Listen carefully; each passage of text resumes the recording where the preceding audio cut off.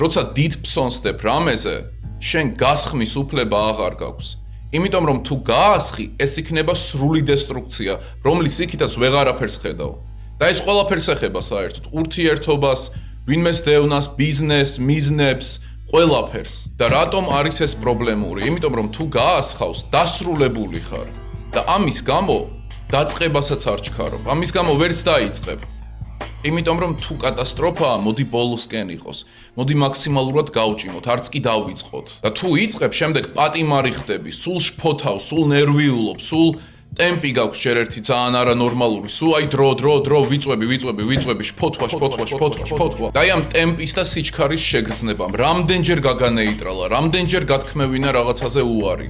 არა ამას არ ვიზამ, უკვე დაგვიანებულია, უკვე სხვებმა დიდი ხანია დაიწყეს, არა ეს დრო არ მეყოფა ამისთვის, არა გვიანია ისა, ეს დროის და ტემპის შფოთვაც იმაზე, რომ უიმე დრო მეწურება უნდა დავიწყო, ეს უნდა დავიწყო, ახლა ეს თუ არ მოხდა მორჩა გავნადგურდები, აი ეს ყველაფერი არის ზუსტად რაც უნდა დაკარგო. თუ კი გინდა რომ იყო თავისუფალი, აი ეს ნაბიჯები უნდა გაიარო. და ფილმის ბოლოსკენ რას ვხედავთ? აი ამ ყველაფრის გააზრება, გადალახვა, მიღება და ასე შემდეგ, რას იწვევს და როგორ მოქმედებს? ეს მოქმედებს ურთიერთობაზეც. მხოლოდ მაშინ შეძლო ჯეკმა, რომ მარლასთან ყოფილიყო, როცა ეს ყველაფერი გაიარა, როცა ისწავლა ტკივილის მიღება, როცა ისწავლა ზუსტად ეს ყველაფრის დაკარგვა თავისუფლებისთვის, რომ თავისუფლად აკეთოს ყველაფერი. მანამდე ვერ ახერხებდა ამას, მანამდე გაურბოდა პასუხისმგებლობას, მანამდე იყო არასტაბილური ურთიერთობაში, მანამდე ვერ იღებდა მარლაზე პასუხისმგებლობას, ყოველთვის რიყავდა, ზოგჯერ ისევ იზიდავდა, მერე ისევ რიყავდა, მაგრამ არ შეეძლო ურთიერთობა. რეალურ ცხოვრებაშიც ასე არის. ვერ შეძლებ უბრალოდ ურთიერთობას, თუ კი ეს ყველაფერი გავლილი არ გაქვს. ვერც დაიწყებ ურთიერთობას ნორმალურს.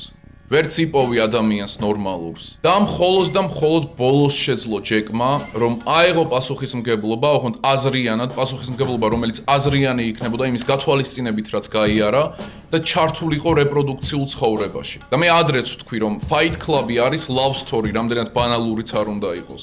მაგით მთავრდება. გარიყული ადამიანი, მოკლედ ჯეკი მთლიანად მოწყვეტილი იყო რეპროდუქციულ ცხოვრებას, რაც ერთ-ერთი მიზეზიც არის, რის გამოც გარეკა. მაგრამ სჯობდა რომ გაერეკა და ის ყველაფერი გაეარა, ვიდრე მაგის გარეშე ჩართულიყო. მაგის გარეშე რეპროდუქციულ ცხოვრებაში ჩართვა ჯეკისთვის იგივე იქნებოდა, იგივე ცხოვრების ერთ-ერთი ატრიბუტი იქნებოდა, როგორც ის ტელევიზორი ან ხალიჩა. არ იქნებოდა ეგ სხვა არაფერი. და ამ ყველაფრის გავლა, ტკივილის მიღება, ასე შემდეგ და გაშვება. აი ეგ არის რაც უნდა გააკეთო, უნდა შეგეძლოს გაშვება. რაც უფრო ეჭიდები რამეს, მით უფრო მალე დაკარგავ მაგას. ან მით უფრო ბანძს მოიპოვებ. ეგ ყველაფერს ეხება. ფინანსები, ურთიერთობები, რაც უფრო რაღაცას მისდევ, მით უფრო კარგავ და რაც უფრო არ მისდევ და რაც უფრო თავისუფალი ხარ, მით უფრო იღებ მაგას. უნივერსალური კანონია ეგ, არანაირი მაგია არ მოქმედებს ამაზე. სულ ესე იყო, ამიტომაც უნდა ისწავლო გაშვება. გაუშვი უბრალოდ, დაკარგე. ელიტარულო მაყურებელო, ეს იყო პატარა ამონარიდი მასტერკლასიდან სრული დაულევი მასალა, რომელმაც უკვე არაერთი ადამიანის ცხოვრება არაერთ ასპექტში შეცვალა უკეთესობისკენ, გელოდება დახურულ არხზე ნიკო სვანიძე.com, დროა რომ დადგე ბრბოზე მაღლა და ამისთვის ეს არხი არის იდეალური. გელოდებით ელიტარულ სივრცეში.